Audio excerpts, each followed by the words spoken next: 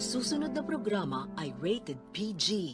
Ito ay nangangailangan ng patnubay at gabay ng magulang para sa mga batang manonood.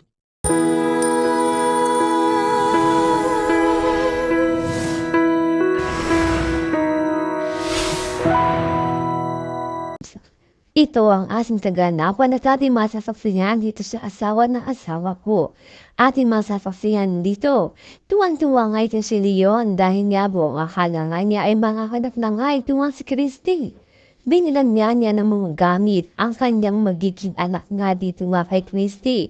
At dahil nga dito ay pagpapatuloy pa nga din ito nga si Leon ang pagpapabisita nga niya dito nga kala Christy upang na sa ganon ay madalaw nga niya itong si Christy at ang kanyang baby dahil hindi pa nga ito lumalabas at hindi pa nga daw kabuwanan nito nga si Christy dahil meron nga lang doon nangyari kung bakit nanakit ang mga tiyan nitong si Christy. At dahil nga sa eksena ito, nawala na naman nga sa tabi ni Christy ito nga si Jordan dahil nga may nangyari nga hindi maganda dito nga kay Shaira.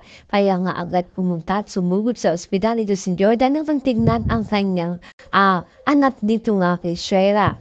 At dahil nga dito ay itong si Jeff ay pinuntahan nga dito si Shaira upang sa ganon ay makita nga niya paano nga ba ang kalagayan nito nga si Shaira. Wala pa rin kaalaman si Jeff na ang pinagbubuntis si Shaira ay kaya niyan anak.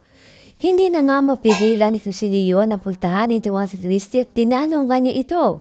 At buong akala nga nito nga si Jordan na hindi na pupuntahan ni Leon ito nga si Christy dahil nauwi nga siya sa bahay ay nakita naman niya muli itong si Leon at may ibinigay nga dito nga kay Christy. Hindi naman maayos-ayos ang kanilang pamilya dahil palaging merong handa sa kanilang pagsasama. Lalo-lalo na't lagi nakakawilit sa kanila ito si Shaira at ito nga si Leon. Ito ang ating painterpretasyon dito sa asawa ng asawa.